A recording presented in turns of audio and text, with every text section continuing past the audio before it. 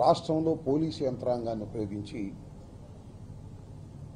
రాజకీయ కక్షలు తీర్చుకోవడానికి ప్రయత్నం చేయటం చాలా అభ్యంతరకరం. ప్రజాస్వామ్యానికి గొడ్డలి పెట్టు లాంటిది. ఎందుకంటే పోలీస్ డిపార్ట్మెంట్ రాష్ట్రంలో శాంతి భద్రతలు కాపాడాలి,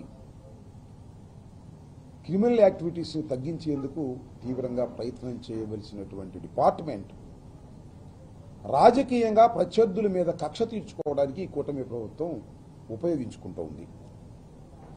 మీరు లేటెస్ట్గా చూసినట్లయితే సరే రాజకీయంగా స్కాములని లేదా మరొకటని వైఎస్ఆర్ కాంగ్రెస్ పార్టీకి చెందినటువంటి నాయకుల మీద కేసులు పెడుతున్నారు, లోపల పెడుతున్నారు, బెయిల్ మీద బయటకు వస్తున్నారు. ఇది ఒక పర్వంగా సాగుతూ ఉంది. మళ్ళీ రెండొక కోణంలో చూస్తే సోషల్ మీడియా యాక్టివిస్టులు, సోషల్ మీడియాలో యాక్టివ్గా ఉండి ఇన్ఫ్లుయెన్సర్గా పనిచేస్తున్నటువంటి వ్యక్తులు ఈ కూటమి ప్రభుత్వాన్ని కన్స్ట్రక్టివ్గా విమర్శ చేస్తున్నటువంటి వ్యక్తుల్ని అరెస్ట్ చేసేయాలనేటువంటి పథకం ప్రకారం అరెస్ట్ చేస్తూ ఉన్నారు. రీసెంట్గా తెలంగాణలో కేవీఆర్ అనే ఒక యూట్యూబర్, ఒక ఇన్ఫ్లుయెన్సర్, ఉస్మానియా యూనివర్సిటీలో గోల్డ్ మెడల్ సాధించినటువంటి వ్యక్తి, జర్నలిస్ట్. అతను రెడ్ బుక్ని ఎర్రి బుక్కు అన్నాడని దాన్ని వక్రీకరించి ఎర్రి బుక్ అని లేదు, ఆ ఎర్రి బుక్ బదులు ఒక బూతు పదం పెట్టి కేసు పెట్టారు.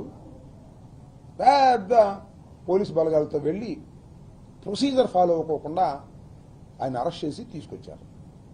ఆ సందర్భంలో వారి సతీమణిని నెట్టేసేటువంటి ప్రయత్నం, ఆమెని అవమానపరిచే ప్రయత్నం చేస్తే ఆమె కంప్లైంట్ ఇస్తే మన ఆంధ్ర పోలీసుల మీద తెలంగాణలో కేసు కూడా రిజిస్టర్ చేశారు.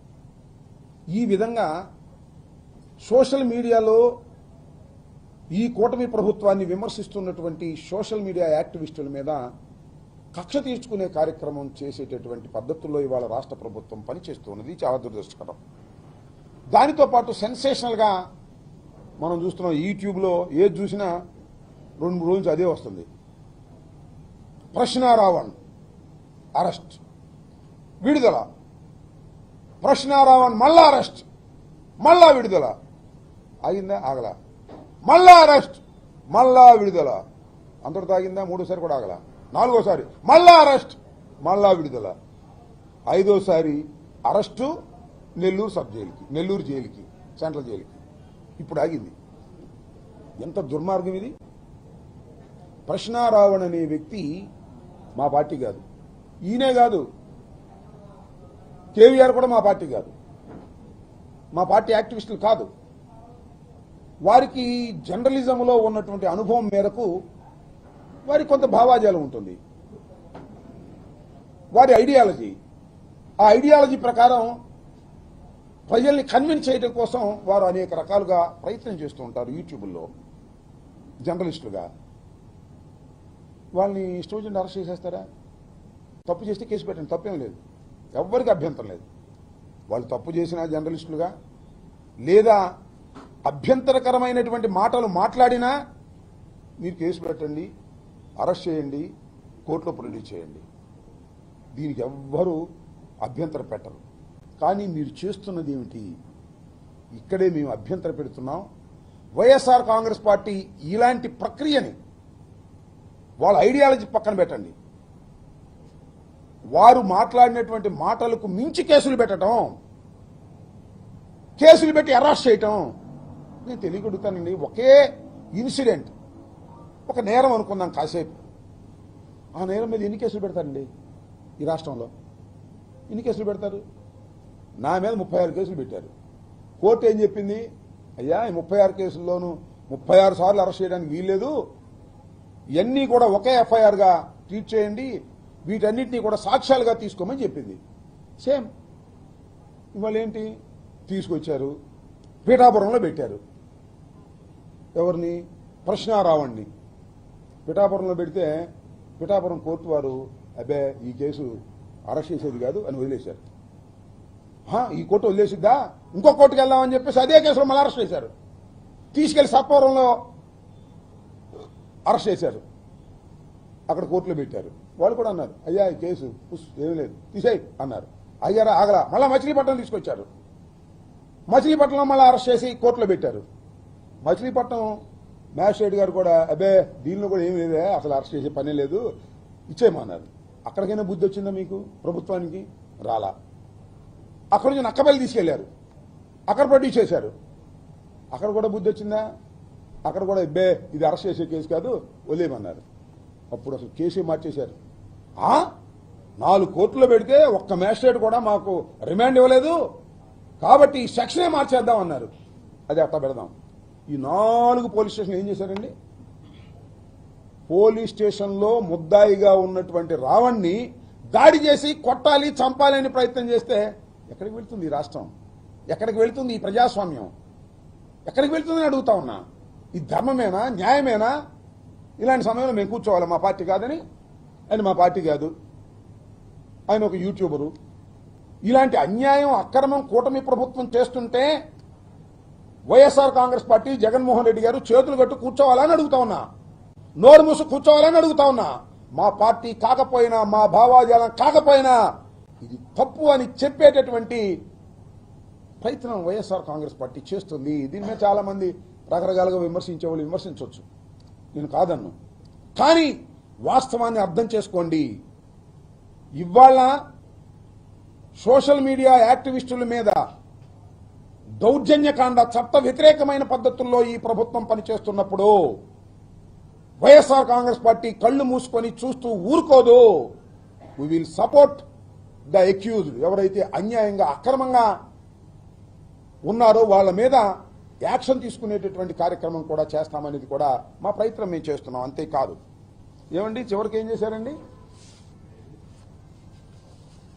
ప్రశ్నారావణ్ణి, ఆయన పేరు ప్రశ్నారావణ్ గారు, వాస్తవంగా ఆయన పేరు బచ్చలకూరి జోసఫ్. ఆయన్ని ఈ 4 కోర్టుల్లో బెయిల్ ఇచ్చేసింది కాబట్టి అసలు సెక్షనే మార్చేద్దామన్నారు. ఏమి సెక్షన్ అది? దుంపదేగా. యుఏపిఏ అంట. అదేంటి? Unlawful activities prevention act. టెర్రరిస్టుల మీద పెట్టేటటువంటి కేసు పెట్టారు, టెర్రరిస్టుల మీద. ఇప్పుడు ఎక్కడ పోతాడు మ్యాజిస్ట్రేట్ గారు? ఇప్పుడు న్యాయస్థానం ఎట్ట వస్తుందో చూస్తాం అని న్యాయస్థానాన్ని సవాల్ చేశారు. న్యాయస్థానాన్ని. ఎందుకంటే ఈ యాక్ట్ పెడితే, ఈ సెక్షన్ పెడితే లోయర్ కోర్టు బెయిల్ ఇవ్వడానికి వీల్లేదు. అందువల్ల లోయర్ కోర్టుల మీదే ఛాలెంజ్ చేసే పద్ధతుల్లో ఇవాళ వక్రీకరించి ఒక తప్పుడు కేసు పెట్టారండి. తప్పుడు కేసు రావణ్ మీద. రావణ్ మా వాడు కాకపోవచ్చు, మా పార్టీ కాకపోవచ్చు. వాళ్ళ సతీమణి చెప్పింది మాకు ఏ పార్టీతో సంబంధం లేదు అని. ఇలాంటి తప్పుడు కేసు పెట్టి ఉగ్రవాదుల మీద పెట్టేటటువంటి కేసుని ఒక యూట్యూబర్ మీద మిమ్మల్ని ప్రశ్నిస్తున్నాడనే ఉద్దేశంతో మీరు పెడితే మేము చూస్తూ ఊరుకోవాలా? వైఎస్ఆర్ కాంగ్రెస్ పార్టీ ఈ తప్పును తప్పు అనకూడదా? తప్పును తప్పు అంటాం. అతనుకు అన్యాయంగా కేసులు పెడుతున్నారు కాబట్టి మా వైపు నుంచి కోరితే లీగల్ యాక్షన్, లీగల్ సపోర్ట్ కూడా చేస్తామని జగన్మోహన్ రెడ్డి గారు చెప్పడం జరిగింది. నేను మనం చూస్తున్నాం. కాబట్టి ఇవాళ ఒకసారి చూసినట్లయితే మీరు, కేవీఆర్ మా పార్టీ కాదు, రావణ్ మా పార్టీ కాదు, చచ్చిపోయి బూడిదైపోయినటువంటి సాయికృష్ణ మా పార్టీ కాదండి. ఆయన జనసేన. అంతేకాదు పేరుపోగు కాంతి కుమార్ మా పార్టీ కాదండి, ఆత్మహత్య చేసుకున్నాడు. పోలీస్ హెరాస్మెంట్కి భరించలేక ఆత్మహత్య చేసుకున్నాడు. అతను మా పార్టీ కాదు, తెలుగుదేశం. తెలుగుదేశం రావాలి రావాలి రావాలి అని, చంద్రబాబు ముఖ్యమంత్రి కావాలి కావాలి అని దేశమంతా తిరిగాడు నాన్న. మా పార్టీ కాదు. ఇటు వదిలేస్తామా? మానవ హక్కులు అరించిపోతున్నప్పుడు, పోలీసు యంత్రాంగం దుష్ట ప్రయత్నం చేస్తున్నప్పుడు, ప్రభుత్వం చేతిలో కీలుబొమ్మల్లాగా పోలీసులు వ్యవహరించి ఏ కేసు పెడితే ఆ కేసు పెట్టేసే కార్యక్రమం చేస్తున్నప్పుడు, బాధితుల్ని ముద్దాయిలు చేస్తున్నప్పుడు వైఎస్ఆర్ కాంగ్రెస్ పార్టీ చూస్తూ ఊరుకోదు. వారికి రక్షణగా వస్తుంది. అతను తెలుగుదేశం కావచ్చు, అతను జనసేన కావచ్చు, అతను ఏ పార్టీకి చెందినవాడు కావచ్చు, ఒక అన్యాయ సమాజంలో జరుగుతున్నప్పుడు వెలుగెత్తి చాటవలసినటువంటి బాధ్యత 5 సంవత్సరాలు ఈ రాష్ట్రాన్ని పరిపాలించినటువంటి ఒక రాజకీయ పార్టీగా, 40% ఓట్ బ్యాంక్ కలిగినటువంటి రాజకీయ పార్టీగా, ఒక చైతన్యవంతమైన రాజకీయ పార్టీగా ఖచ్చితంగా ఈ తప్పుల్ని ఖండించడానికి ప్రయత్నం చేస్తుంది. ఇవాళ రావణ విషయంలో కూడా అన్యాయంగా, అక్రమంగా ఎక్సెస్ యాక్షన్ చేస్తున్నారు. కేసు పెట్టండి, తప్పులేదు. కేసు పెట్టండి, కోర్టు ప్రొడ్యూస్ చేయండి, బెయిల్ ఇచ్చేస్తే పంపించేయండి, మళ్ళీ వాయిదాలు పిలవండి. అట్ట కాదంట, కేసు మీద కేసు, కేసు మీద కేసు, కేసు మీద కేసు, కేసు మీద కేసు. చివరికి ఇప్పుడు ఎక్కడ చల్లబడ్డారంటే రావణ్ణి నెల్లూరు సెంట్రల్ జైలుకి పంపించిన తర్వాత అమ్మాయ ఇక చంద్రబాబు నాయుడు గారు, లోకేష్ గారు అప్పుడు నిద్రపెట్టినట్టుంది. ఎన్నాళ్ళు పెడతారయ్యా, నాకు అర్థం కాలేదు. ఎన్నాళ్ళు పెడతారు రావణ్ణి? తప్పుడు కేసులు పెట్టి జీవితాంతం లోపల పెడతారా? బయటికి రాడా? ఎంత ప్రాముఖ్యత ఇచ్చారు? సమస్యలు ఎన్నున్నాయి ఈ రాష్ట్రంలో. ఈ సమస్యలన్నీ వదిలేసి రావణు, కేవీఆర్ ఇలాంటి సోషల్ మీడియా యాక్టివిస్టుల్ని కట్టడి చేసే కార్యక్రమం నేను తెలియకొడుతానండి. చంద్రబాబు నాయుడు గారు, లోకేష్ గారు, పవన్ కళ్యాణ్ గారు, ఆయన ఎవరండి? కిరా కార్పిన. ఇప్పుడు చూసారా మీరు ఎన్ని బూతులు మాట్లాడతాడో? సీమరాజు ఎన్ని బూతులు మాట చూశారుగా. వాళ్ళనేమో మీరు పెట్టుబడి పెట్టి మాట్లాడిస్తారు, వాళ్ళ మీద యాక్షన్ తీసుకోరు. నేను కంప్లైంట్ ఇచ్చా కిరా కార్పి మీదను, సీమరాజు మీద. మీకు గుర్తుందో లేదో? పోలీసు వాళ్ళు మీరు చేయమన్నారు, రిజిస్టర్ చేయమన్నారు. తర్వాత కోర్టుకు వెళ్ళా, కోర్టు వారి ముట్టికెళ్ళేసిన తర్వాత రిజిస్టర్ చేశారు. యాక్షన్ తీసుకోరు. అదే కేవీ రెడ్డో, ప్రశ్నారావణ అయితే 500 మంది పోలీసులు వెళ్ళిపోతారు మీ దుంపదగా. అంటే మమ్మల్ని తిట్టేటటువంటి యూట్యూబులు, మమ్మల్ని దూషించేటటువంటి యూట్యూబర్లని మీరు పెంచి పోషించి మిమ్మల్ని విమర్శిస్తే మాత్రం వాళ్ళకి ఇదిగో యుఏపిఏ యాక్ట్, అంత భయంకరమైన యాక్టులు పెట్టి మీరు వేధించాలి అని, అణచాలని మీరు ప్రయత్నం చేస్తున్నారంటే మీరు గుర్తుపెట్టుకోండి చంద్రబాబు నాయుడు గారు, మీ గొయ్య మీరు తవ్వుకుంటున్నారయ్యా, మీ గొయ్య మీరు తవ్వుకుంటున్నారు. ప్రశ్నారావణ నిండదా కొంతమందికే తెలుసు, మన దేశం అంతా తెలుసు, రాష్ట్రం అంతా తెలుసు. ఏ టీవీ చూసినా ప్రశ్నారావణకి వ్యతిరేకమో అనుకోనమో మోస్ట్ పాపులర్ క్యాండిడేట్ చేశారు మీరు. కేవీ రెడ్డి కూడా అంతే, ఏదో ఒక యూట్యూబ్ ఛానల్ చేసుకుంటున్నాడు. రెడ్ బుక్ని ఎర్రి బుక్ అన్నాడంట.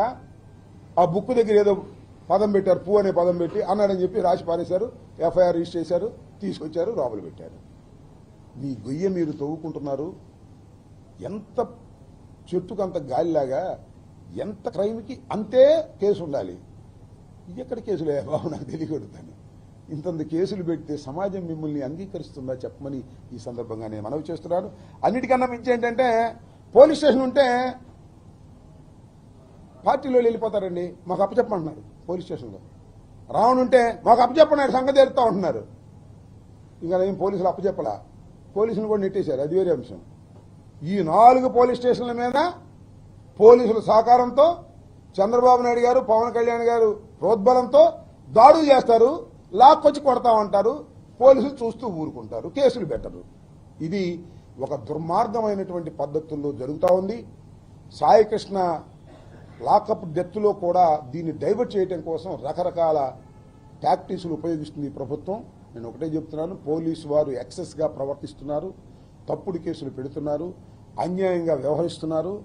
ఇది చట్టం ముందు ప్రశ్నార్థకమవుతుంది రాబోయే కాలంలో, గుర్తుపెట్టుకోమని కూడా ఈ సందర్భంగా నేను చెప్పదలుచుకున్నాను. రావణకు కానీ లేదా కేవీఆర్ కానీ మరొక సోషల్ యాక్టివిస్ట్కి కానీ ఎవరికైనా సరే వైఎస్ఆర్ కాంగ్రెస్ పార్టీ తప్పనిసరిగా వారికి అండగా ఉంటుంది. కారణం ఒక్కటే, ఇల్లీగల్గా బిహేవ్ చేస్తుంది ప్రభుత్వం, పోలీసు యంత్రాంగం. కాబట్టి వారిని ప్రజాస్వామ్యంలో వారికి మద్దతు ఇవ్వటం, అవసరమైతే వారికి సహాయం చేయడానికి వైఎస్ఆర్ కాంగ్రెస్ పార్టీ సిద్ధంగా ఉందని కూడా ఈ సందర్భంగా చెప్పదలుచుకున్నాను. ఓకే,